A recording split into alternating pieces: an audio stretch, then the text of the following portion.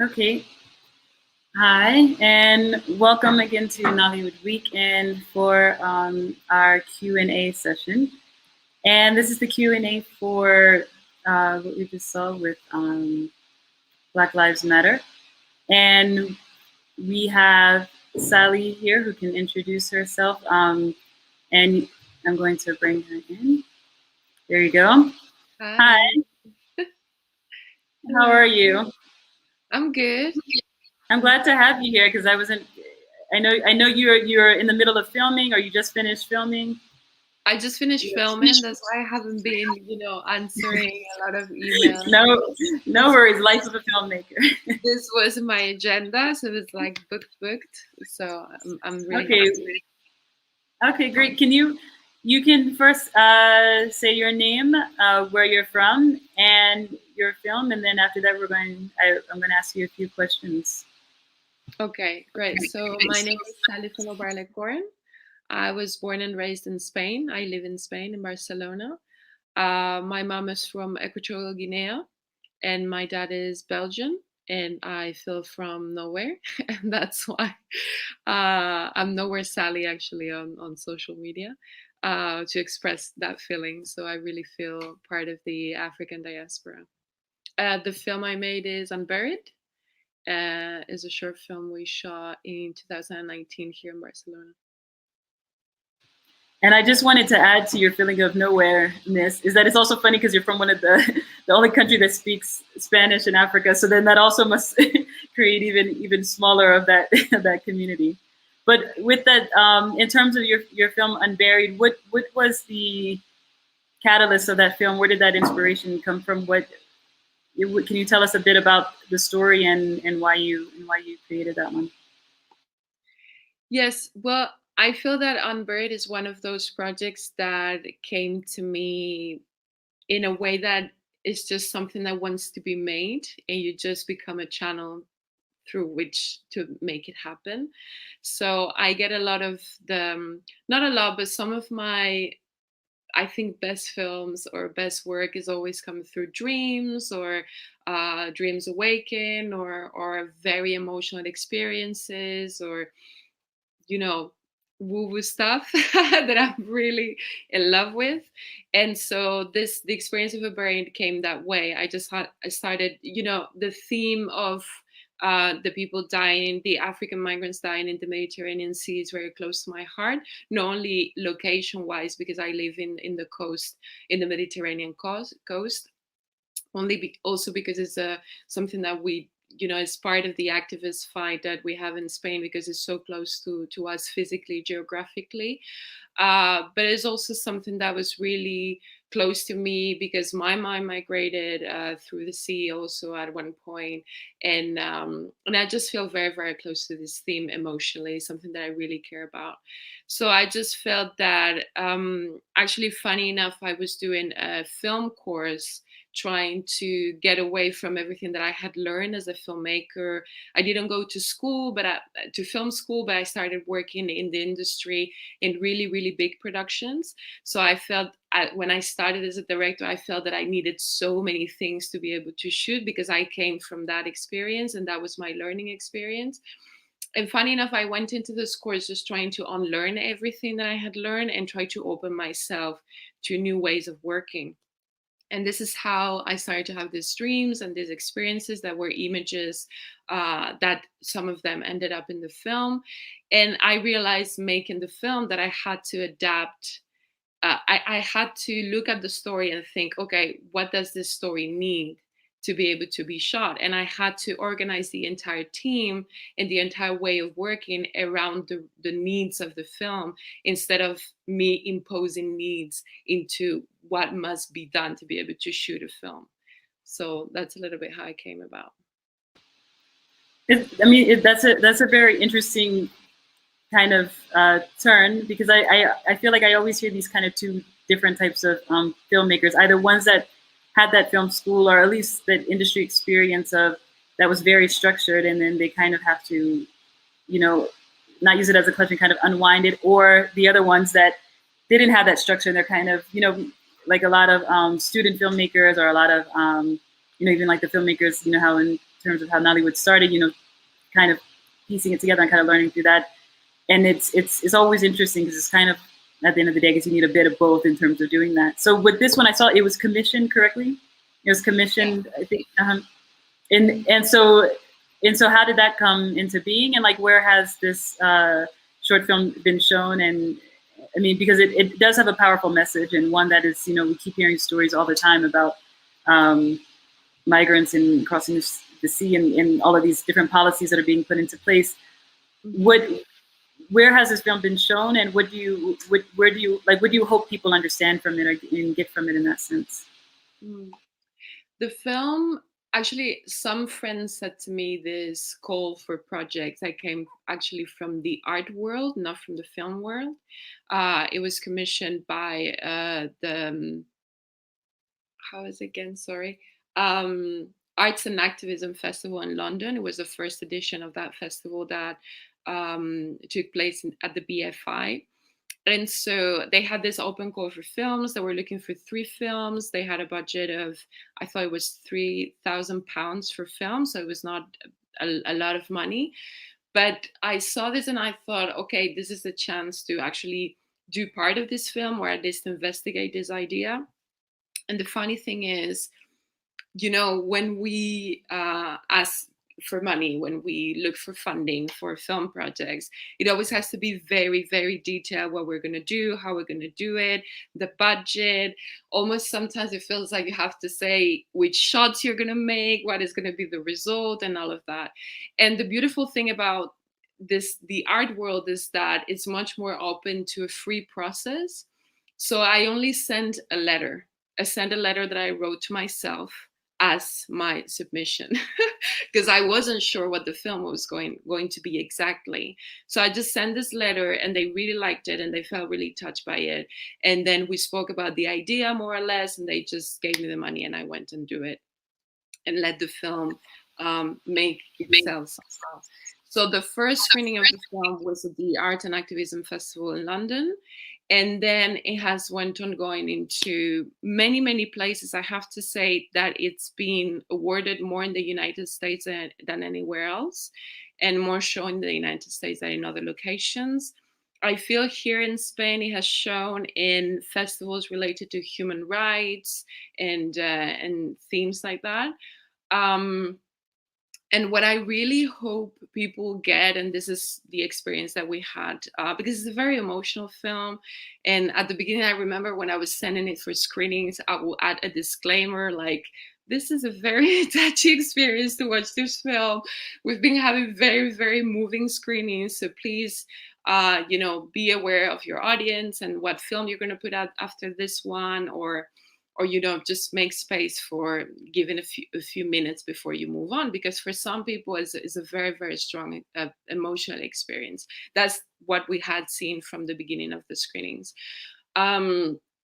And so it was really nice because everybody responded like, yeah, I saw it and I had that experience. So yes, we will keep that in mind when showing the film.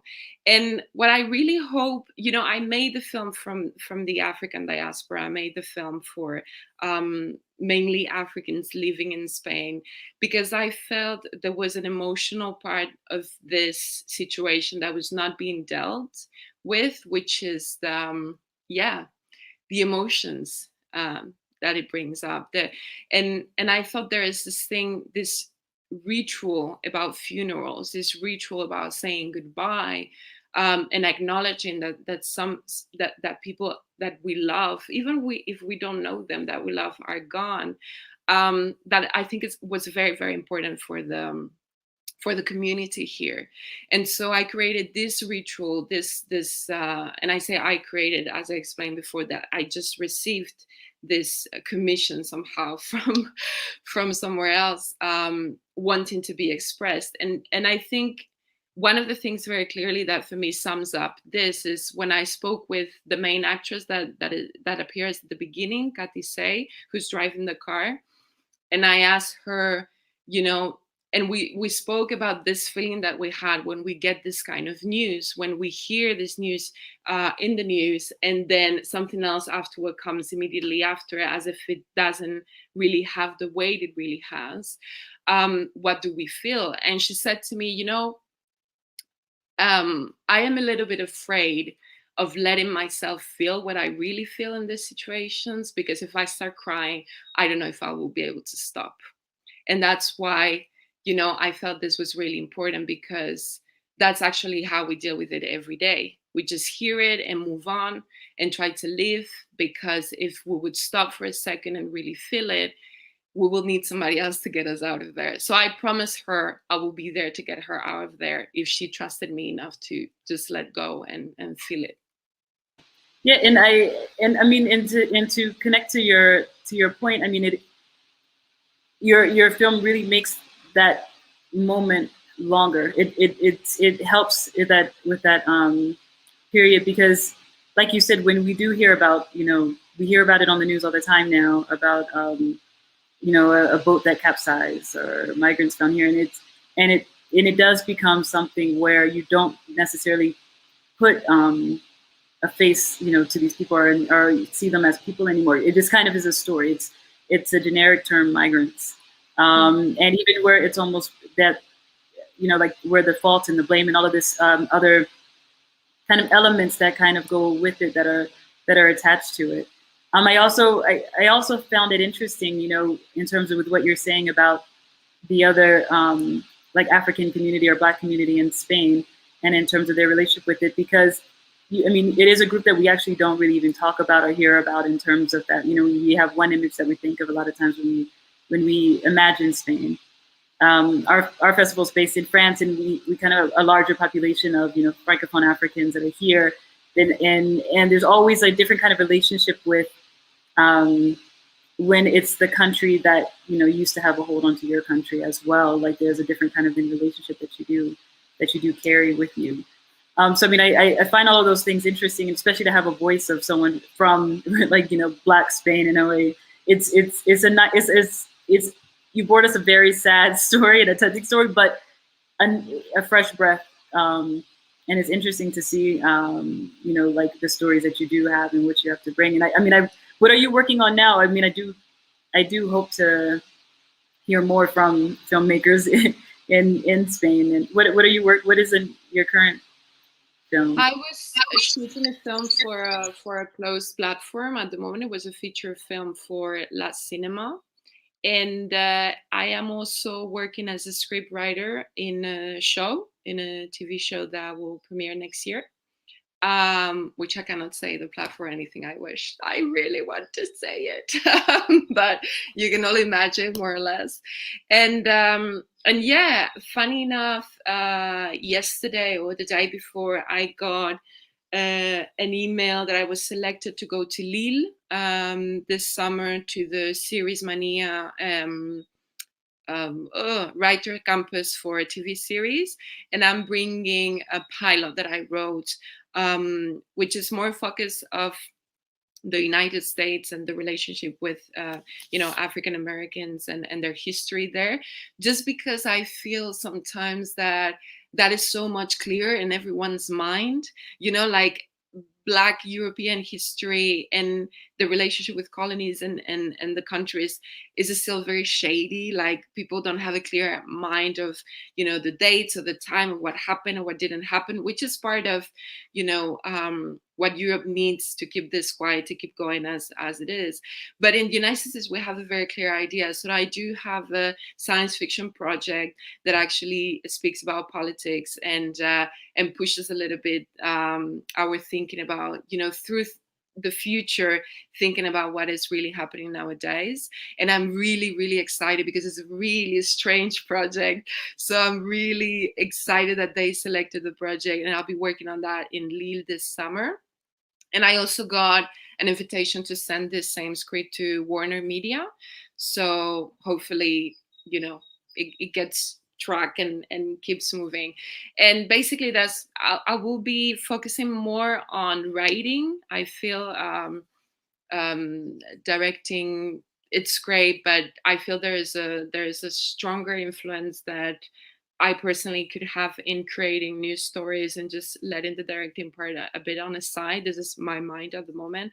So I have, all these projects that I really want to push now, because you don't know, things have changed a lot. And I felt that these projects, some of them I had the idea 5, 10 years ago, and it wasn't the moment. It was impossible to speak about these things. I remember when I started working in the industry 13 years ago. I started maybe writing, 8, 9 years ago. And I remember sending things to competitions and people will be like, I don't even know what you're talking about. Or this perspective is not interesting, or nobody cares, or nobody understands what you mean. And it felt very, very frustrating. And I felt that I had to, speak only about white-centered ideas that had nothing to do about race, because nobody would understand or nobody would really care. And we are in a moment right now in which it isn't all, flowers and easy, but there is an openness at this very moment to start touching on these things more, even more so if it's an economical reason that we know many platforms want to touch into those things just to touch on those audiences and make money on people who have been underserved in these productions. Even if it's just because of that, at least right now there's an opening to push for those stories. So this is a little bit what I'm doing at the moment. It's really interesting, because it seems like, there's you're moving more into like this, like you said, focusing more on writing, and there is a big push worldwide in terms of writing, and even we just actually had a panel earlier on animation, and again, what was repeated the entire time is writing, writing, writing, writing, and there's this huge focus because it's not just about having people, brown and Black people on screen, but in the writer's room to really have more of an authentic point of view and have a real story that's told there. And it's exciting. And I shared your sentiments, even if it's what made the industry turn is more of a financial one, at least, it's happening. And that's something that, it's still great to be celebrated. We're going to have to keep our eyes open to see what's going to be coming out on the unnamed platform, but I think it's the platform that is already like being taken over by Spain anyway. So there's a lot of yeah. So we're going to definitely keep our eyes and ears open for that. But that's very exciting, and I'm like, I want to say thank you also, for taking the time to speak with us. And thanks. And also, again, normally we only have films from Nigeria in our festival. So, we're also excited this year that we were able to open up the platform and and speak to directors from around the world, because the synergies are also interesting, and the room for networking and co-productions. And we have some connections in our stories as well. So that's also very interesting to be able to share that. So thank you. My pleasure. I really feel very excited when I knew you were opening to, the diaspora. So I think it goes two ways. We're also, looking to the continent and wanting to be connected and wanting to see what is happening. And I think we need to keep working together. It's very, very exciting on this side, also on this other part of the world. So thank you very much. And I just wanted to point at something that you were saying about representation. I thought about it a couple of days ago, but I think it's time to start slowly moving on from insisting so much on representation and to move a little bit into insisting about perspective. And because it's been the big conversation, but I feel at some point it stops, and it's not, and we're realizing it's not enough, and we really have to start speaking about perspective and showing our perspective of the world. So I'm really looking exactly. Especially you're like a walking, talking example of that. Like when you say, you feel like you're from nowhere, but at the same time, there's others in your same shoes, and it's just because you don't have that representation. And when you're able to write stories and create it and I'm starting to see that now. I think that there's on Netflix, there's one of in Italy, there's a a perspective where it's like talking about Black Italians, which we normally don't see, but we know it's there, you know. So it's, and some people don't even know it's there. Like I said, you know, in regards to even like with Spain. So I mean, once we have these stories and you can see that it's out there, and we can realize we're not alone in that. We have all their stories to share. I mean, it's definitely exciting. So I mean, I think you going into writing is a smart avenue, because yeah, your voice needs to be heard and to be put out there. Thanks. Okay, well, thank you so much. I appreciate it, and I look forward to you being around at Nollywood Week. We have a networking hub where you can continue the talk if you want to go and meet other people, and as well for the audience as well, if you want to continue speaking with Sally. I don't know how much time you have, because I know you're okay. I will go. So I will send you a link, and I think everyone else needs to go to the networking hub. Okay, thank you. Awesome. Thank you so much. Okay, bye. Bye.